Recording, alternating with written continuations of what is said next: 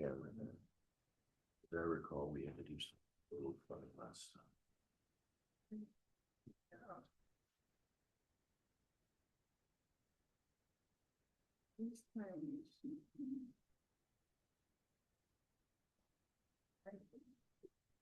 No, it's not picking up this. Okay, I think this needs to do something here. Yeah, I think you switched that around last time too. Cause this is coming from Yeah, here. this is a computer. Yeah. In here.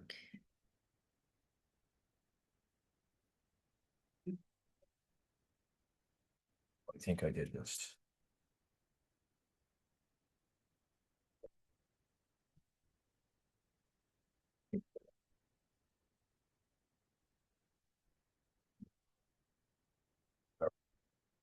Yeah.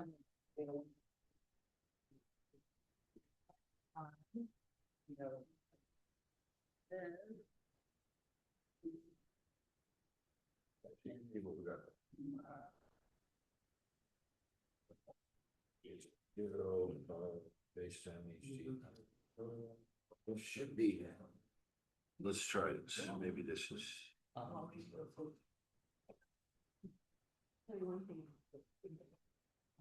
It's for the overblock. No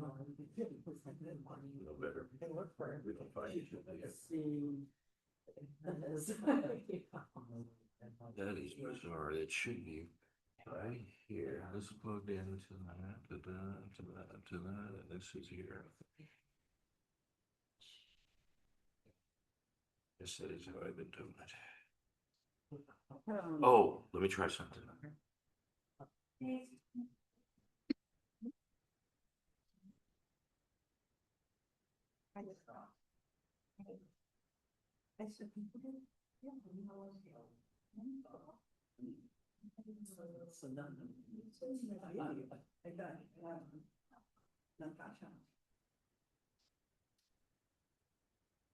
There we go. Ta-da. Okay, is it showing the blue bell working? It's got a red light on it. Might be a good light or a bad light, I don't know. Right. Blue snowball, yes, it's on. Good, good. And our mic. The speaker. Speaker.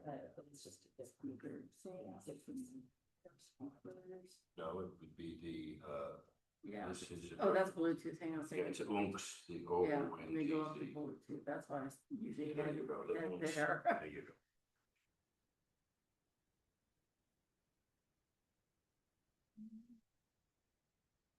Yeah, there you go. It's hooking up. Well, it's thinking.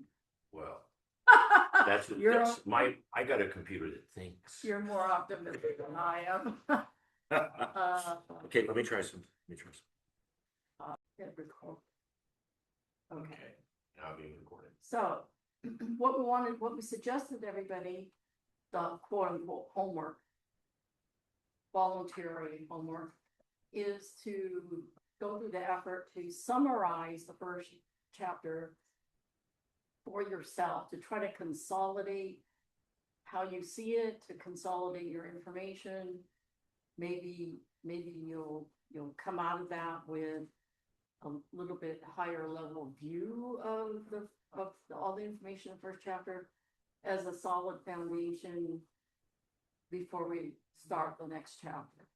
So that was the quote unquote homework.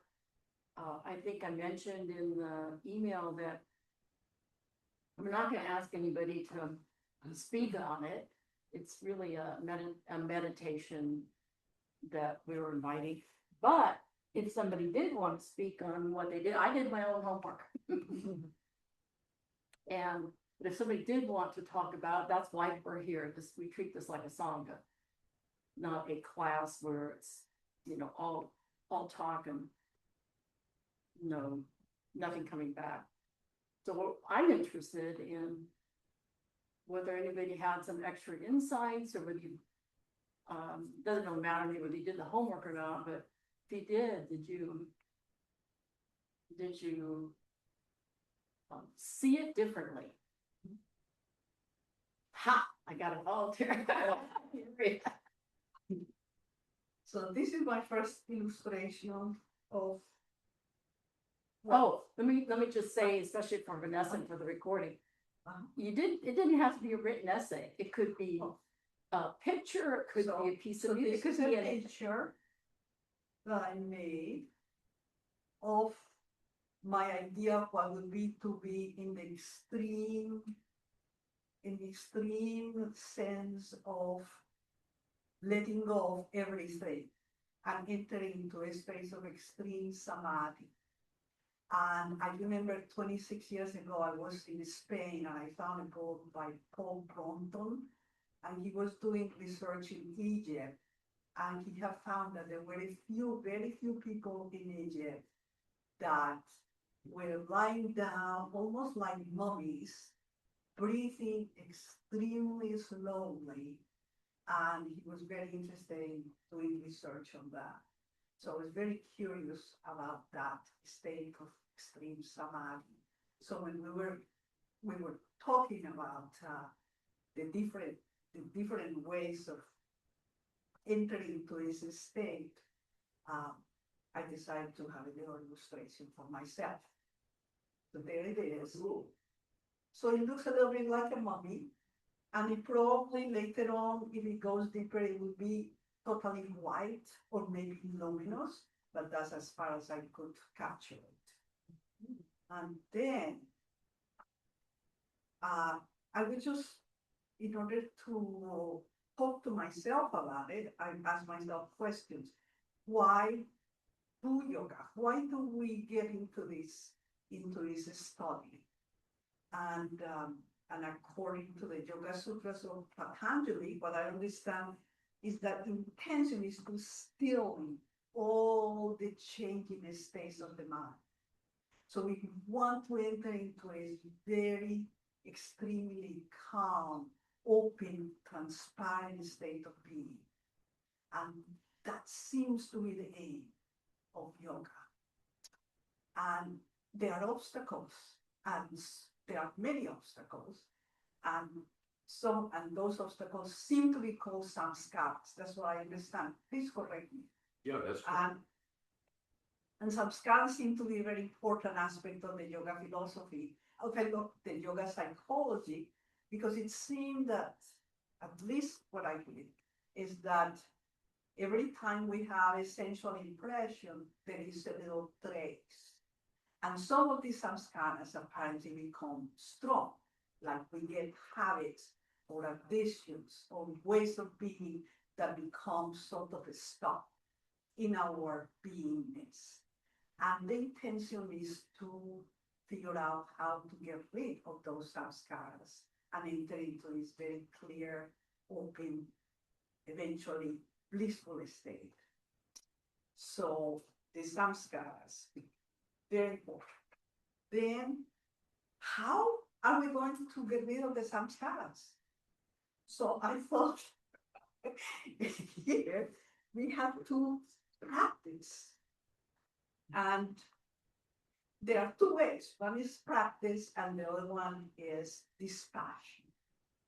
And in order to practice, I mean, there are many things we can do, but it's the effort of fixedly concentrated the mind. And I think he adds that the devotion becomes important. And that's where we go thinking about, God. And yes, and the ultimate, but beginning with concentrating the mind. And there are so many ways of concentrating. And then, of course, dispassion. And I think this is like practicing ways of being detached.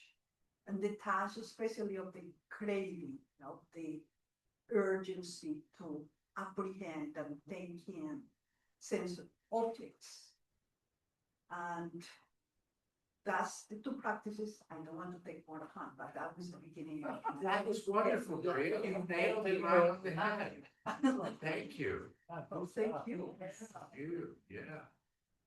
Very Can I, nice. your picture that you made, is it a, did you use paint? I can't really see real well, or is it like? Mind passing you around, we let them look at it. Oh, it's a shell.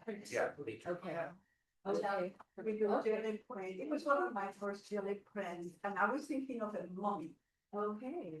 but a mummy that's still pretty very slow. Okay. Yeah. I know it makes it, when I look at it, it looks so funny. But it was This is our first artwork in our philosophy class. We appreciate it. I mean, if I go deep, it probably would be an amazing luminosity. of Right, I'm place. gonna show it to Vanessa. Is that showing up on the screen? Yeah. Okay, Study for. Yeah, that's beautiful. yeah. Good. Thank you for sharing. Oh, wait a minute. Oh. Okay. Seeps and colored ink too. I would leave. Is it Okay, that's we fine, we just leave one, yeah, no worries. Nice. Thank you. Derek's.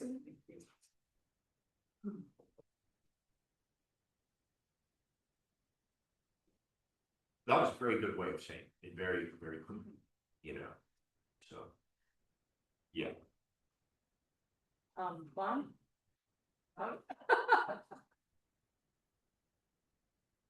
Steve or Joe? I didn't do my homework. But, yeah, but definitely been thinking about it all year long, right? So I thought you did really well, summarizing it, Maria. Thank you. Yeah, for me, it's a lot of, a lot of unfamiliar terms, and we were just talking about it on the way over here. It's not only like learning a foreign language, it's learning, I mean, the concepts don't equate to anything I'm familiar with, so it's a real, it's a real stretch, to wrap my mind around it. yeah, it's not only a different language, it's a different way of thinking, Yes. you know. Thinking, I mean, See, see, so, for me at least, it's a different way. yeah, when we roll it, or do you have anything else to say about our intro, or do you want me to start? No, I'm turn Okay. it on, yeah, no, we're rolling. And we know we're learning, like, when we think about like what we learned in Light on Life, and now we can apply that to, it's not like we have to look up every word. Yeah. You know, We're so- relieved when we come across Yeah. terms that we are familiar with and understand, now after all this time, but but That builds with time, the Mhm. more exposure, the more Yeah. merging of it, you know, the more comfortable you get with it. yeah.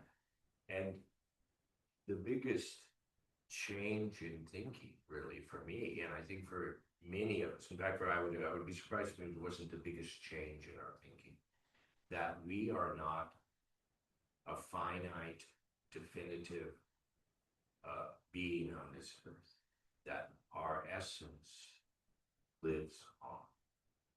And that's the hardest thing to grasp, because we're not really tuned into that way of thinking.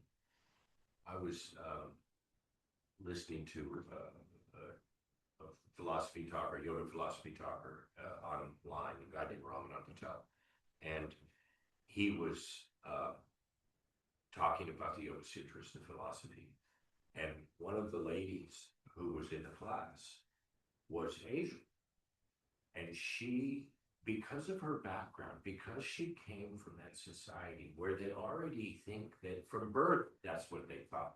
So for her, it was an easy concept to understand, where for us, it's a hard concept to understand because that wasn't something that's really deep within us.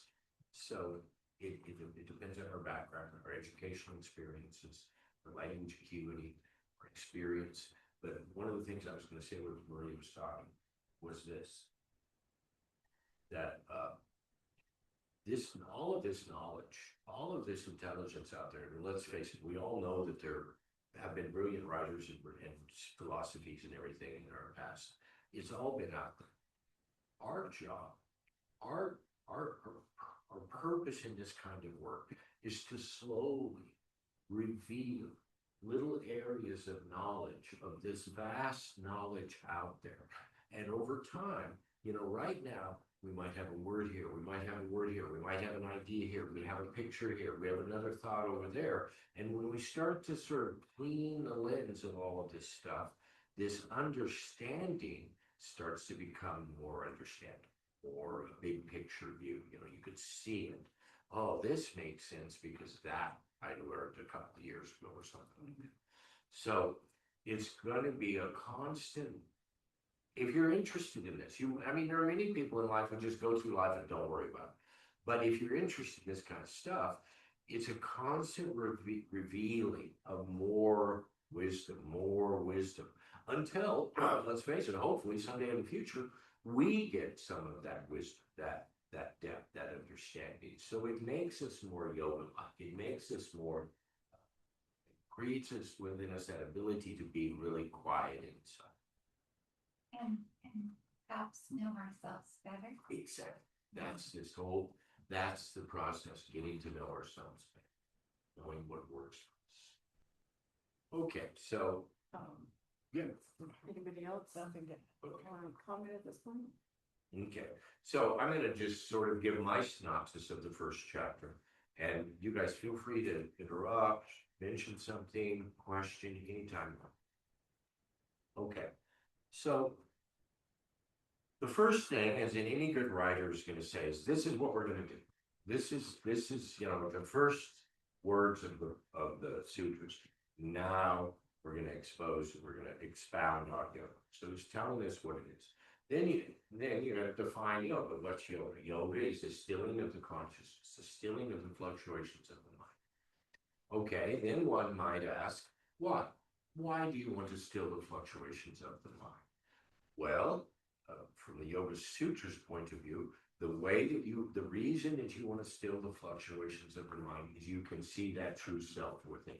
You can start to, when the chatter of the mind slows down and isn't so active, that self-reflective possibility that we have, if the mind quiets, what does the consciousness do? What does my mind do when it's not thinking? Well, from a yogic perspective, that consciousness then turns around and looks inside to at our own consciousness, at our own thoughts, at our own feelings, at ourselves. And that's where when you quiet the words, you can see better inside. So that's what happens when you do yoga. You see yourself more clearly. And when we don't do yoga, we associate with that ever-changing landscape of the mind. This is my mind, it's moving here and here and here, it's all over the place. And that's an identification. We sort of say, that is me, those are my thoughts, and they are your thoughts. But they're you, they're not us. So this understanding comes when all of the thoughts sort of move away, then we're able to see more clearly inside. When the fluctuating consciousness quiets, we're able to see inside. So that's what happens. And they use the word seer and seen, and the seer, that's me, instead of identifying with the fluctuating consciousness, I identify with that see, that self inside, that big S self inside. Okay, so that's what we do, that's what we're doing, that's what it is, and that's the goal of what it is. Then Patanjali goes into describing the various states of mind that we as humans deal with on a daily basis, and it's quite a feat, if you can imagine it. All of the thoughts of minds out there, how did he or she boil it down to just 5 states of mind? And if you look at these states of mind, you'll say, hey, that pretty much covers it. Okay, the first one is pramana, which means correct knowledge. So that's my that's my personal understanding of a fact. I see it. I see the wood is orangish, brownish, whatever you want to call it. It's a fact. It's correct knowledge. Okay, that's pretty easy to define for all of us. It's not too hard. The next state of mind that we sometimes enter into is viparyaya. And this is unreal thinking. If I'm thinking that that's a black floor, that's not real. That's just fanciful. I mean, I might try to convince myself it's a black floor. I might kind of talk myself into it. But the reality states, no, that it's brown or gold or whatever you want to call it. Let's say my buddy over here, who's colorblind, looks at that and he says it's green because that's what he perceives. But it's still not true. The truth is, it's the color it's in. So his perception of color blindness is his own thing. It has nothing to do with reality. Okay, so that's unreal. Things that are clearly unreal practice. And the next one is vikalpa, which means imagination. And let's face it, how many times do we catch ourselves in imagination thinking? You know, we're dreaming, oh, what would it have been like if I'd done this? Or what would it do if that person liked me? Or what would it be? How great would my life be if I went over here or there? That's just imagination. It's not real. It might become real, but it's not real right now. It's an imagination thinking. Okay, the next is the state of mind of sleep. We all do it. It's all part of our lives, but that is a different state of mind. There's a whole area of yoga that looks at dreams and things like that, and we will touch on that a little bit later, about how dreams might affect this whole mental state. Or more effectively, how can dreams reveal things to you from a dream state that you can apply in your life? Okay. And then the last of these mental states is smritaya, and it's memory. So we engage in our memory. What did our minds think about what was going on in the past? It might be a real experience or not a real experience, but our memory gets attached to it. Now, these 5 states of mind have 2 components. It's called klishta or aklishta. And this refers a little bit, actually, future into the book about the kleshas and some of the deep-seated obstacles that are in the way of our practice. So if these qualities of mind are tainted by the kleshas, those negative impressions in our mind, it's a different flavor of those mental states. If our state of mind isn't influenced by any of the previous samskaric state of minds or negative impressions, and the mind is free, it's aklishta. It's like good, okay, cognizable and non-cognizable, painful and non-painful. Some of these states of mind are just delightful. Some of them are painful. Okay, they can be seen and understood, but they can also be there if we don't see them and don't understand them. So it's a tricky thing to look at both sides of these states of mind. And it bears some looking into. So those are the states of mind that we're in constantly in our whole existence from birth to death, unless we get into a yogic state of mind, but we're not there. And we're always going to be in one of those states. And they're either going to be positive frames of mind or negative frames of mind. And we'll have to sort of recognize. Okay. Then what I consider probably the most important piece of this chapter is the idea of practice and detachment.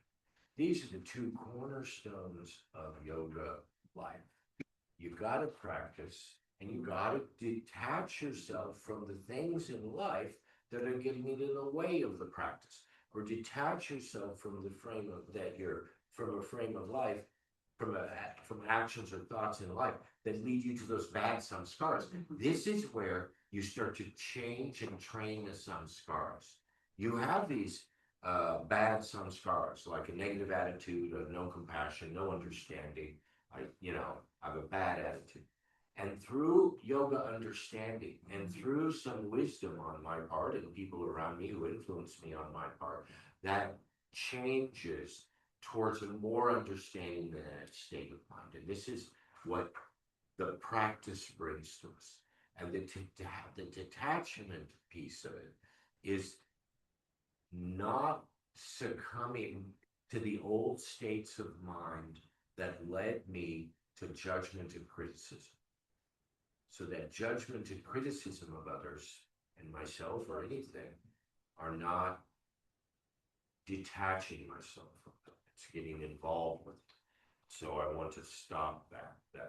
One little question. Sure. When you are in this process of releasing or entering into a different state of mind, going to an uplifted state of mind, is that the guna sattva? Yes. Okay, so that's being sat. Yes. Okay, just clarify. Yeah. Good. So you're going to actually, we could consider as a state of mind that is sadly Yes. when that cleansing or clearing, or when those things totally disappear. Right. Okay. And the states of mind before that, Uh-huh. tamasic or jasic, they are the states of So mind there are more, that have the they play samskaras. more of the samskara. Okay. Yeah. Okay. Like I have a habit of sitting on the couch and watching TV. That's a bad habit, you know. Well, it depends on what I'm watching on TV. If I'm watching a yoga philosophy thing, it's a good thing. If I'm watching, you know, Right. roller derby, yeah, that's a good one. Roller derby, that's a true waste of time. Shows on ice cream. Yeah, or shows on ice cream. And this is the Krishna and a Krishna part, the good and the bad. The TV isn't the problem. It's what I watch on the TV So that's it the has to problem. do with discernment, And discernment, detachment. attachment and discernment very close. Yeah, and I was going to mention something about detachment and discernment. When I think about detachment, okay, detachment for me is sort of more of a, now I might be wrong in this, but detachment for me is more of a physical thing. I detach myself from those actions. I detach myself from that behavior. But discernment, it's more of a mental thing. Uh-huh. I discern, like what I want to read. Like I'll get on the computer in the morning. I can read the trivia, the feeds, that, or I can go to a serious news site and see what really went on in the world. That's Krishna and Krishna. You choose the things that are real, substantial, and move away from the things that are unreal or fanciful or imagination.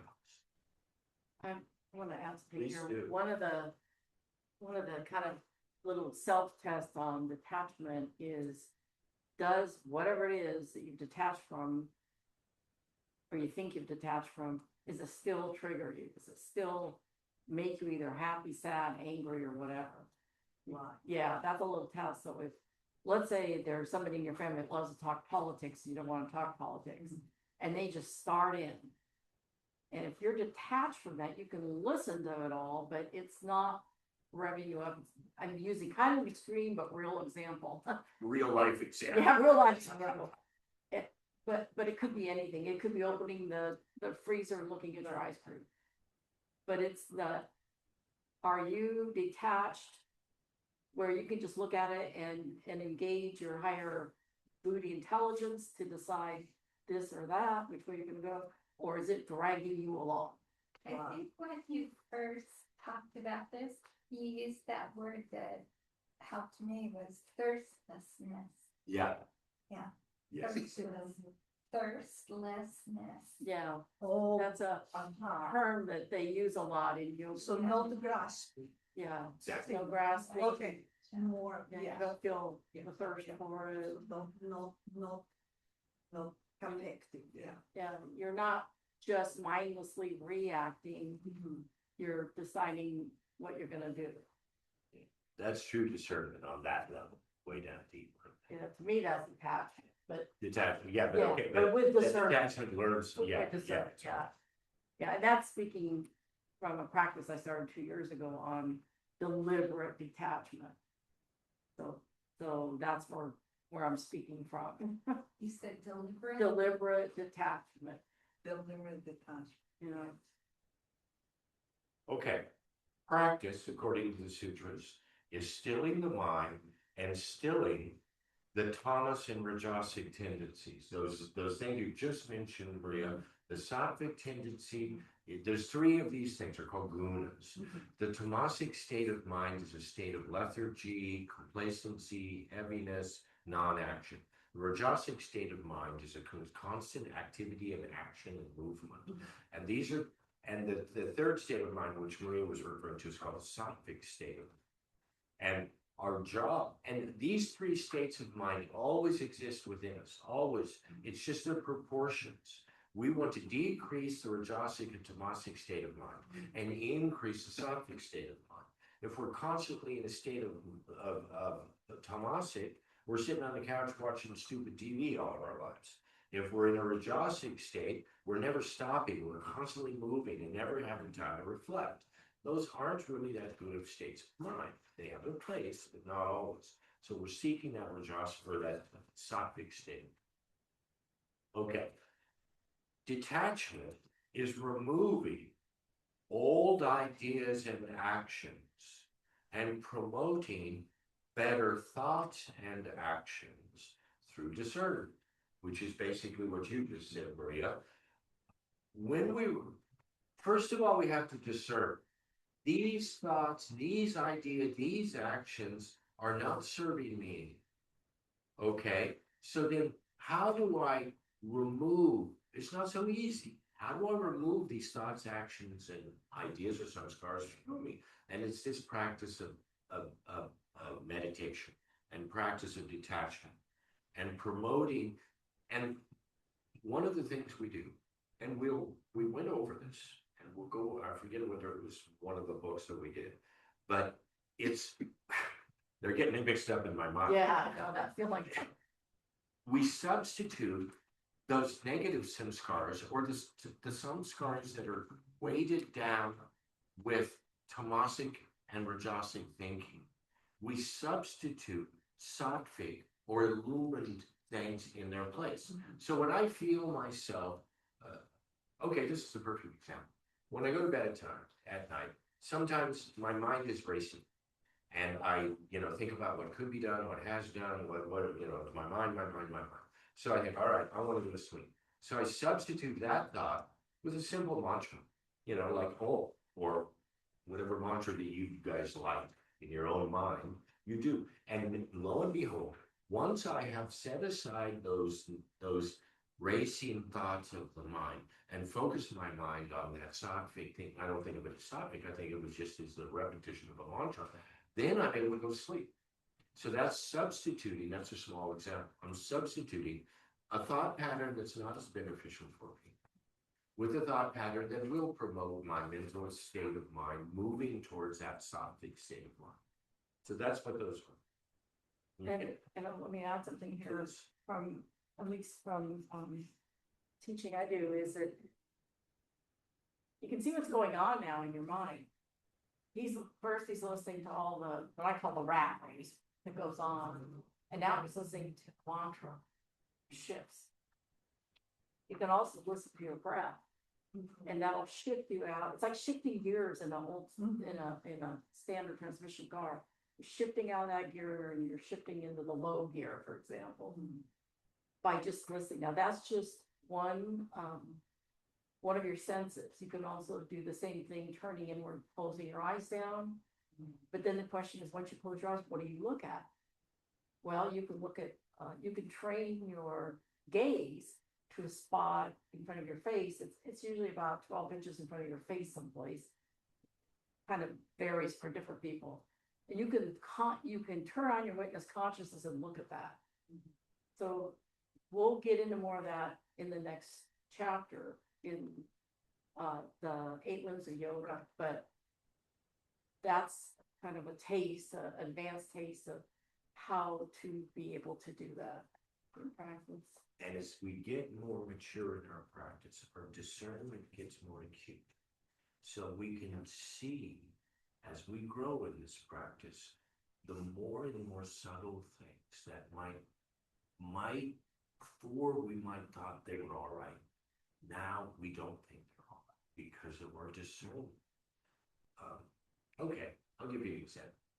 I used to be quite attracted to reading Westerns. When I grew up on them as a kid, that was the first series of books I read. I read between the ages of about 13 and 23. That's about all already, including school stuff.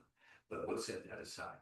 But through my mental maturation and my further reading about any, gosh, thousands of books over the decades, I sort of look at those as, hey, it's not like I've wasted my time all those years. It's like I'm not at all interested in those things anymore. All of that stuff, the fantasy cowboy and all that stuff, it doesn't hold my interest anymore. So my mind has changed. I'm much more selective. Before I used to read, lots of different things. Now I'm much more selective about how I spend my time and the kind of things I read, because I realize my time is finite on this earth, and there's a vast store of understanding and knowledge I want to get a hold of or try to get a hold of. So I want to work on those things, not the trivia. Not to say that reading fiction or westerns is bad. It's just a change in how I thought, my mental transformation. Okay, practice has 4 qualities. Dedication. You gotta have an innate dedication towards this kind of practice, because it's not for everyone. Let's face it. Zeal. You gotta be enthusiastic about it. Uninterrupted awareness of a long duration, and you want to practice for a long duration. And I gotta tell you, you don't have to be so focused on a long duration that it becomes so laborious. What I have found in my life, through the age of 26, I started, and I'm almost 670 now, that there were times and places in that life where I was really intense in practice, and then maybe 6 months or a year or something like that, where I was less into it. And then I got turned on again. So there's this constant pulse of practice over time that increases and decreases. And so if I had stopped after 2 years, I would not have been exposed to all of those things I was exposed since. So you have to give it time. You have to give it a duration of time for this stuff to really affect us and change. Renunciation has 4 qualities. Disengaging the senses from action, avoiding desire, huge one. What are the things in our life that we desire? And sort of look at that. Is it appropriate or not? Stilling the mind and freeing oneself from craving. It's this whole idea of not being craving of the ice cream. Okay, what happens then when we do these practice and detachment? Okay, and this is when we were first introduced to the word samadhi. Now, and this is another example of evolution of consciousness. When I first started learning about yoga, I thought samadhi was this thing that we were all striving to get a hold of, and this was the end goal.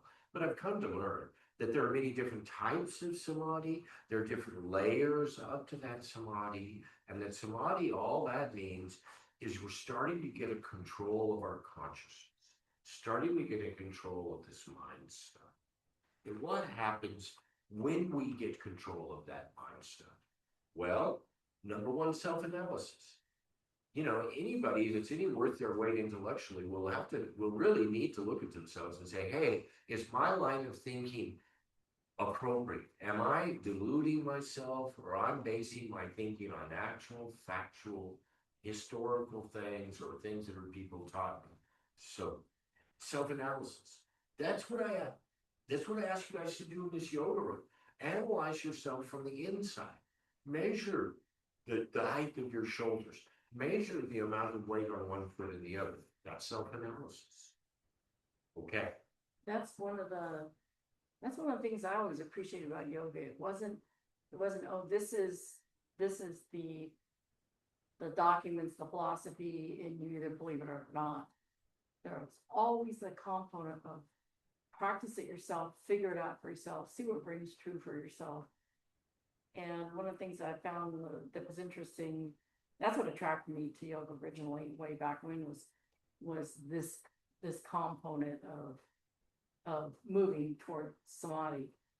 And if I had to do the physical practice, that was fine, but the find the truth in it.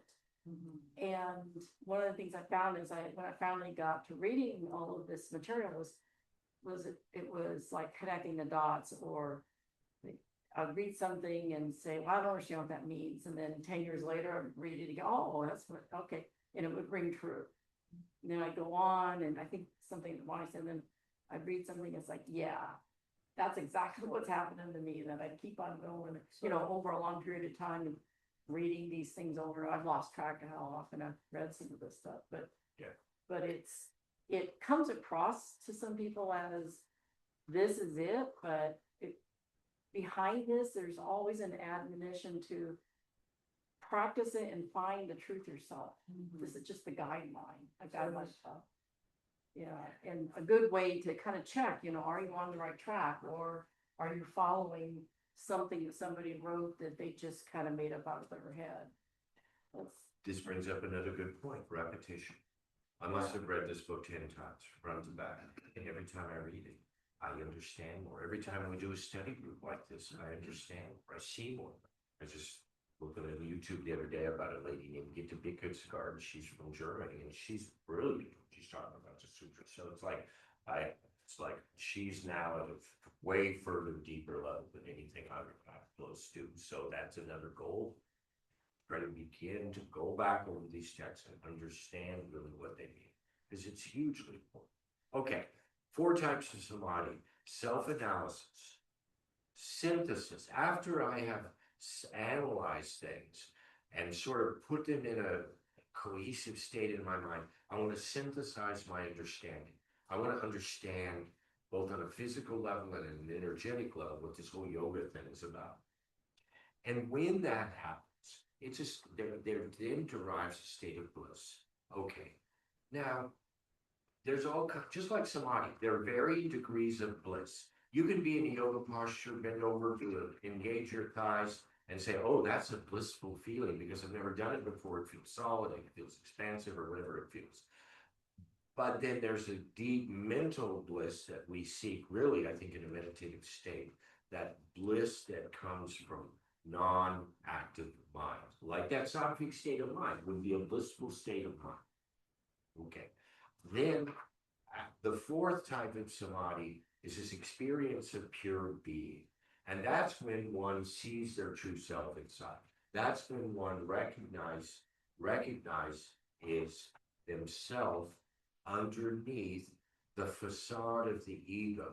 All of the samskaras that I've got rid of, my habits, my tendencies, all of those things are gone.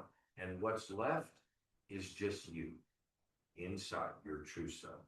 Tom, I missed one. Oh, So self-analysis, synthesis, bliss, bliss. and pure being. Sure, no worries. And pure being is it the absence of samskara, or is it still in the process? I don't know for sure, but I would think that yes. But there's not always an absence of samskara. What about if we put a blissful samskara in there? A state of mind of bliss. That's a bit of a samskara, and a good samskara. Right, Not so bad. right. But yeah, I would say you're correct in that. That when you get to that state of pure being, you are done with the rajasic and tamasic states of mind, and you're moving towards that sattvic. So what we can conceive now as kind of absence of samskara, that it could be that there is still Yes. that presence of beingness, and that's different from the atma, is it? Yes. Okay, Yeah, it's the Atman's that. okay, It's the consciousness looking at itself, right. and that's all. But I was that's thinking. different from the idea of the atma, Well, presence of the God. at least in my understanding, it's the same thing. Your witness consciousness is looking at itself, and that's it. Not distracted by anything. There is, okay. So you could say the witness consciousness is looking at the The witness- Atman. Okay. Then he goes into a couple of verses about levels of practice: mild, medium, and intense. And the results, it's like anything in life. If you go at it very actively and really with dedication, and you really focus your attention and all your time on it, you're going to get that goal quicker. But for someone like me, who's much slower. I would consider myself somewhat of a mild practitioner over the decades. You just get it slower. My path is going to be slower, and it's going to take me more time. That's someone who's more intense. It's not a competitive sport. Right, it's not a competitive sport. Just if you think you're getting someplace, you realize you haven't hardly got any place at all. Well, that's very much true, because what happens, the more you learn about this stuff, the more you get out in the world and listen to other people talk about it, you realize how really ignorant we are. You get more humble, and then Yeah. the more humble you get, the more you need to do. Yeah, exactly. It's the whole humbleness bullshit that the more that you realize you don't know, the better. Before you don't know it. Yeah, you don't know it. But with a zealous practitioner, they'll want to seek more knowledge. They'll want to understand. But we definitely have to realize that we are in an ignorant state of mind. Then Patanjali starts defining God. And I don't know how many times sessions we've been on this, but okay, according to the Yoga Sutras, and I don't even feel comfortable using the word God. I would use a different word. Let's call it Purusha. Purusha is a better word than God. Additional word. Yeah, it's untouched by reactions and actions, not subject to the guna. So this is the one entity in the guna, right? Tamas, Rajasic, and Sattvic. Everybody has them, all of us. The only entity in the existence in the world who doesn't have the gunas is Purusha. You can call it God, you can call it soul, you can call it whatever you want. But that's what defines God in the Sutra. Okay. In fact, there's a concept that pops up once in a while that the Prakriti, the gunas and express is a plaything of Purusha. Just a kind of a fun way to look at it. But without Prakriti, Purusha would not be able to express itself. Yeah, Purusha is expressed in Prakriti. It's here for a reason. Okay. God, or I'm going to use the word God just because it's easy for me. I don't want you to get attached to it. It's Purusha. Okay. Is untouched by karma and klesha. Okay. So I touched on this word klesha before. Klesha are these 5 basic obstacles to our understanding. And those 5 kleshas are this. The first one is avidya, which means ignorance. Okay, what am I ignorant of? I'm ignorant of my true self. I think I'm Tom. But the truth is, I'm not Tom. I'm this entity underneath the ego of Tom. That's who I really am. So that's where the ignorance, that's where the basic ignorance of us lives. Okay, the second of the kleshas is called asmita, which means the attachment to the ego. So I'm so attached to being Tom, I don't see the real me underneath Tom. I'm just so engaged in I'm Tom. But no, the reality is I'm something other than that. So that attachment to the ego blinds me to seeing the inside. Okay. The next 2 places are called Devas and Ragas. And these are attachment and aversion. It goes back to this idea of detachment. We want to look at the things we're attracted to in life and see if they're beneficial for us. And if not, detach ourselves from them. We want to look at the good things in life and say, all right, are we too attached to the good things like the old ice cream thing? Are we too attached to that? Should I let go of that attachment? So that's the plus and minus of this attachment thing, ragas or devasha. And then the 5th of the kleshas is called Ibinivesha. And this is our attachment. This is our fear of death. Let's face it, everybody, whether they really admit it or not, their biggest fear is dying. I mean, that's the ego thing. If I die, my ego dies. That's the big negative of that. So once we realize the true self, we realize that dying really isn't dying, that the true self lives on. And if you didn't get it, that was what the whole Bhagavad Gita was about. But that's the point there. Okay. Purusha or God is not touched by time. How does that work? Think about it. In our universe, there's time because the time is dictated by the sun and the planets that go around it and the rotations and all that. Outside of our universe, does that time still apply? No, it doesn't, because it's not in our universe. Purusha, God, the soul, is outside of our universe. So the idea that it's confined by our traditional thinking of time is folly. It doesn't work that way. Time is a man-made concept. God isn't going to be touched by what man makes. Okay. The other thing is, this Purusha is the seed of all knowledge. You know that thing I was describing before, where all of that knowledge and wisdom is out there, and the only thing preventing me from seeing it is my own ignorance. Well, that all of that knowledge out there, the seed of it was Purusha, this idea of God, everything, always. God is omnipresent, omnipotent. This is why the word Om, either spelled O-M or spelled A-U-M, is so important. From the yogic perspective, that word represents Purusha, or God, or the soul. So, and one of the ways of practice is the repetition of the word Om, over and over and over again, to put me to sleep, but also to lead me towards enlightenment. Okay, so that, according to the Yoga Sutras, is what God is, or Purusha is, that universal enlightened being. Okay. Then they talk about obstacles. Now, these are different obstacles in the kleshas. I look at these things in two ways. The obstacles that I'm about to convey to you are superficial obstacles. They're sort of on the surface.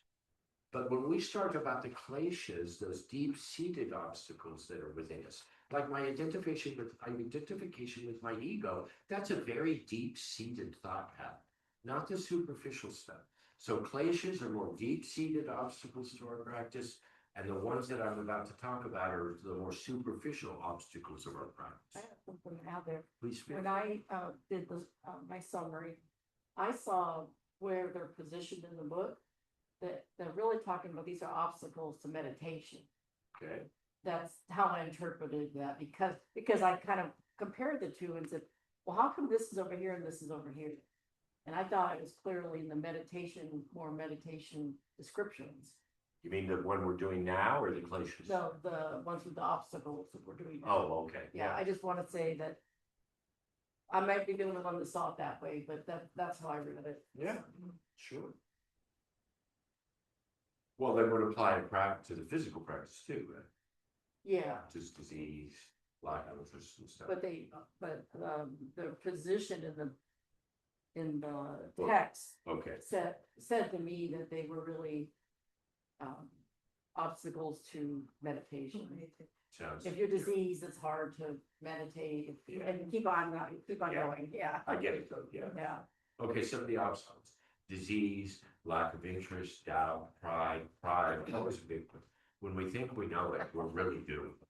Okay, idleness, sense gratification, living into delusion, and of course that lack of perseverance. Because if we get so proud of ourselves that when we start to slack our practice, that's the doom. You have to be subtle enough or humble enough to recognize that there's always a stairway to climb up, that we can't just, if you want to get there, you gotta move forward. Okay, more obstacles, sorrow, despair, evil disposition, tremor of body, irregular breathing. I don't know what to do about evil disposition. But things like tremor of body, you guys work with that in this room. In the asana practice, we work with stabilizing the body so it doesn't tremor. A lot of you guys know Graham Hurd, the guy with Parkinson's, who I've worked with a lot over there. He's no longer able to go to class anymore. But his greatest relief was stability. I would put him over in the corner and put like 10 sandbags on his arms and legs because he had Parkinson's, so he's always shaking. So sandbags on him felt so good. So just an example of how you can bring a sense of, and through that stability of his physical body, stopping the triggers of his body, he was able to calm his breath. Calming the breath, we're able to calm the mind. So it's a, and of course, irregular breathing, we address in pranayama practice. Almost every class, I talk about the breath in some fashion or form. Think about fear too. You know, like irregular breathing and trembling. I don't know where if that fits in there or not, but that would be Yeah. another. That's the result of these things. Yeah. Okay, so Yeah. Joe, when you calm your body, does that alleviate any fear you might have rolling through your mind at all? Yeah. Okay. Of course. Yeah. And it usually starts with the breathing. You know, like that's the beginning for me is See, now you've trained yourself to make that transition. And that's sort of our job as teachers is to teach others how to make that transition so they can move towards a calmer state of mind. Calmer state of mind, less anxiety, kinder to their kids. It resonates. It moves out to the world, but very much so. Okay. How do you remove these obstacles? By single-minded effort and practice, right? We want to be focused, say, and that's just one of the beautiful things about the sutras. It says, hey, these are going to be your obstacles. I might not have fear right now, but later I might. So if this fear comes up or this despair or whatever, I'll say, oh, this is one of the obstacles that I'm going to have to overcome in the yoga practice. It takes the overwhelmingness out of it. When I see that, hey, this is just part of this practice I've signed on for. This is something I got to overcome. So you got to stick with it. I think it also shifts the knowing them ahead of time. It shifts your view of them. So now you're looking down at them instead of being in the middle of them, you're looking down at them with your higher level intelligence. And then you can see them for what they are and might not be so easy to dismiss them, but at least you can see them in their place. Puts it in perspective. Yeah, there you go. That's a good way to say it. Yeah. Okay, so those are the things that we know we're going to have come up for us in our yoga practice. So we just know it. Okay. So I've got these these negative samskaras, these tamasic and rajasic ways of thinking. I've got them. They're in me. How do I get rid of those? How do I substitute good samskaras or good actions for those bad actions? Well, he talks about that too. Friendliness for those in your world that need it. You know, I know that people are walking around in life in pain, emotional, psychic pain, physical pain. Just a little kind word, a little note of friendliness, a little connection might alleviate some of their troubles, their mind, the worry and concern. So by simply displaying friendliness and kindness, or turning an ear and truly listening to somebody rather than just letting their words go in one ear and out the other. These are the kind of things that overcome those negative states of mind that we sometimes. If I'm friendly to a homeless man, I walk up to him, I'm doing, here's a buck, have a great day. It puts a frame of mind in me of helping. If I walk by that person and judge and criticize and, give a bad attitude, that's negative. So I want to and let's face it, for whatever reason, it doesn't matter. That person needs a touch of friendliness. And that is what can start to help change our lives, change the people around us, change us. Same thing with compassion. We want to have compassion for those people in our lives who need it, who are in struggle or striving, maybe in pain, mentally or physically. You give them a little compassion and understanding. I've been there. I know how it feels. Let me show you how to help. Joy. we are always going to be running into people who have more, who look better, who might have their shit together, and all of these things that are up there. And it's like, why judge them? Why not be joyful for them? Hey, it's great. The Lamborghini looks great on you, or whatever. It's an idea. You want to take those criticism states of mind, those judgment states of mind, and set them aside because it's just your own darn opinion, and your own darn opinion is couched in your ego. And once we set that ego aside, the opinion goes with it. So that's what we want to do. Okay, indifference to pleasure and pain. How many times have you been in a yoga class in pain? It happens. I've had it hundreds of times, and people in my class all the time. And I try to have some understanding of it, but I also say, hey, if you want to get some pleasure from yoga, you're going to have to overcome that. You're going to have a little bit of discomfort in your practice. It's just the nature of having a body. The body is the problem. Okay, virtue and vice. I want to be the good qualities. I'm going to eschew vices and move towards a virtuous lifestyle. And we all know what that means, really. Well, if we're unsure about that, what that means, go look at the 8 limbs of yoga. It tells you what a virtuous lifestyle is, the yamas and the niyamas. Okay, when you do these things, when I repeatedly think better and non-critical of someone who is has less, maybe homeless, over time, my mind changes. And I no longer have to force a friendliness. I don't have to force compassion. It's something that occurs naturally because the true self in me at some level has a connection to that person because they've got a true self too. And the only thing that's hiding that true self is their outer facade. So if I can look underneath that person, that's where I have that understanding, that compassion. Okay, then that leads to serene and benevolence. Okay. Then they talk about Patanjali goes into what are the other ways to move towards a sattvic state of mind? What are the other tools we can use in our meditative state? Okay, exhaling and retaining the breath. That's pranayama. It's by Kumbhaka. It's retaining the breath after the exhalation. Okay. The next is focus or meditate on objects. Let's say, and this is why one of the reasons many people have altars in their spiritual world. A little corner of the room where an altar, maybe a picture of a saint or a statue of Patanjali or something. When you meditate on an object, it stills the mind, focuses the consciousness. And when you meditate on something of a higher energetic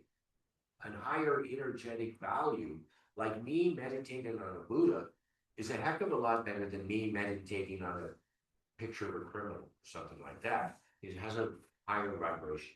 So that focus on an object helps still the fluctuations of the mind. Or the mind is still when Rajas and Tamas are dormant and Sattvic lives, which is something we talked about earlier. Or by meditating on the heart chakra. Okay, so there are 7 chakras in the body from a yoga, philosophical, or physiological point of view. You've got the Muladhara, the Svadhisthana, the Manikaraka, Anahata, which is the important one, the heart chakra, the Suddhi in the throat, Agni in the head, and Sahasrara in the crown of the head. Okay, so it doesn't have to be solely focusing on the heart or meditating on the heart. You can meditate on any of these energetic centers within your body. When you get a little, you can do research on that if you want. The chakras, and by meditating on them, it puts you more in yourself. It touches you to the energetic qualities of the yoga practice, and it calms that consciousness where the mind is so distracted by all of this stuff. The mind is always distracted. Okay. Another way to calm the mind is by contemplating on sages, or it doesn't have to be sages. It could be whatever religion that you want to enact, or whatever spiritual practice you rely on. You want to be able to look and calm your mind by studying that. object or subject. Okay. Then it talks about a knowledge from the dreams, and I talked about that a little bit earlier. You might get a revelation in the dream that gives you a spiritual understanding. Okay. Or by meditating on something one is inclined towards uplifting as long as intention is correct. So this is one of the wonderful things about the sutras.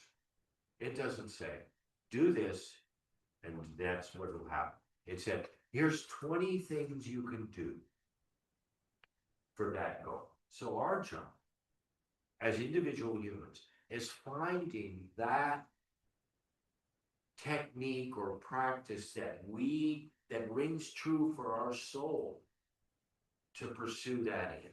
So it's not like how to do it. It's like figure it out. These are the options you figure out. Including the option of anything you like. Yeah, exactly. As long as it's leading you to the state of a yogic mind, as long as it's leading you towards that purpose. Okay, when this, and then it talks about seated samadhi, seedless samadhi. Okay, seated samadhi, we talked about it a little bit, but I'll quickly review it. Seated samadhi is you meditating on a single object, thought, something. And then seedless samadhi is when you let go of that and you evolve into a calm consciousness. Okay. It brings purity in the sattvic nature. Okay. When consciousness dwells in wisdom, in the samadhi state of mind, spiritual perception dawns. Okay. What does this mean? This means that when we get to a certain state of mind, our intuitive intelligence takes over. And that intuitive intelligence that comes up in us is something to be recognized and honored, something not to be put aside, something to be trusted. Seasoned intelligence, mature wisdom, intense insight. This kind of wisdom and insight is different than the kind of wisdom and insight you might get from a book. It's more comes from inside. It's a truth-bearing knowledge. You can trust your intuition. It's from your soul rather than your mind. This wisdom comes from deep within rather than the mind.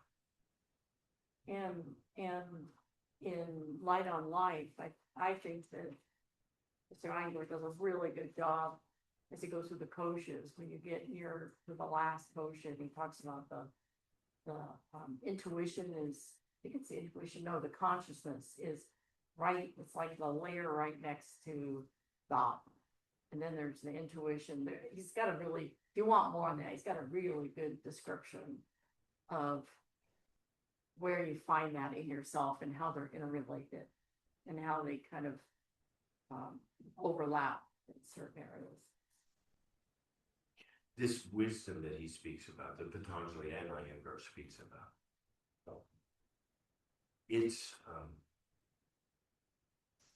it's something that comes from practice, experience, and open-mindedness. That we are in a situation, and my milieu is a yoga classroom. If I'm in a classroom and I'm working with someone, and it's like it might not have been anything ever I've studied or learned or read about or been in classes about, but an idea comes. Oh, what if we use the prompt this way? What if we do this over here?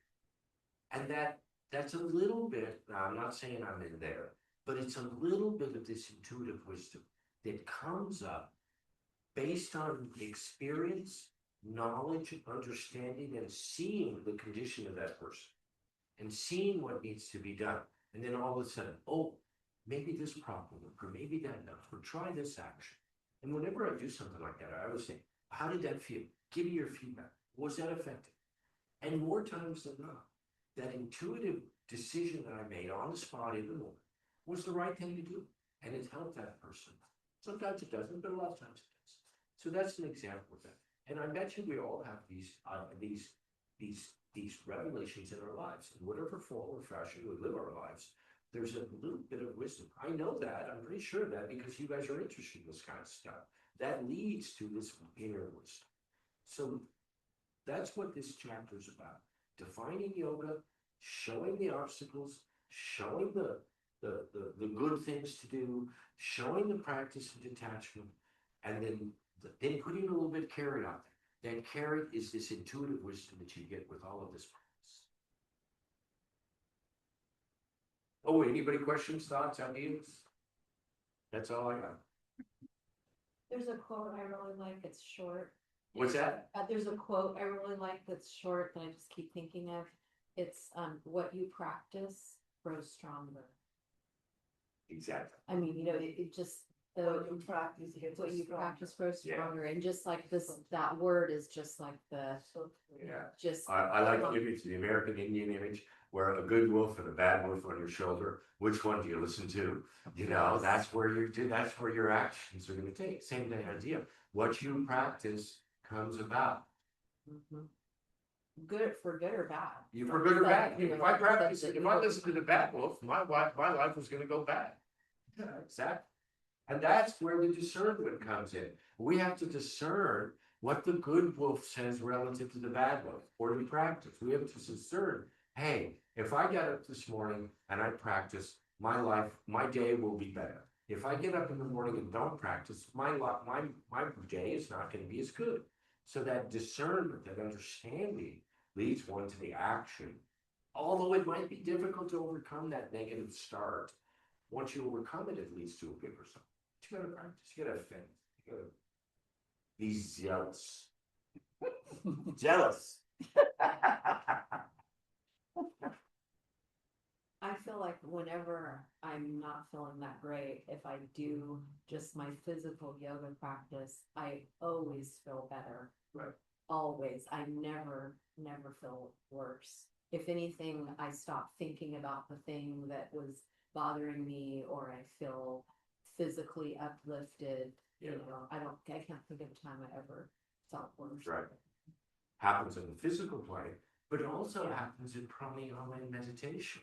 If I'm anxious and I lay down and do a half hour of supine pranayama and really get into myself, that anxiousness is no longer a part of my life. It's gone. Same with meditating. It changes the way we think. And all we're doing is saying, yeah, we want to change the way we think, but we want to steer it towards a positive experience, a beneficial experience, an experience that will help our people around us in our lives, not be the bad wolf or the non-practitioner. Ignorant. Not be ignorant. Yeah, not be ignorant. Yeah, seek wisdom. Unveil the wisdom. And that's why we're doing what we do. We're advanced, you guys might not realize it, but we get way more out of this stuff than you guys, because we're forced to study it and read it and understand it and make sense of it. And this thing gives me a greater depth of understanding of this stuff, and I love to infuse it into my classes when I teach. It really, so I do it for myself. I feel like it's a Let me- special blessing to the teacher. Yes, Like it's just, exactly. Let me just take a moment, see if Vanessa has anything that she wants to say. I'm just enjoying the conversation. Thank you. Okay. Great, Vanessa. Thanks for being here. Thank you. Any other thoughts, ideas? Okay. Well, that being said, in our 5-minute meditation, you know what to do. Think about the good stuff, not the bad stuff. Okay. Our 5-minute meditation, closing meditation, begins right now.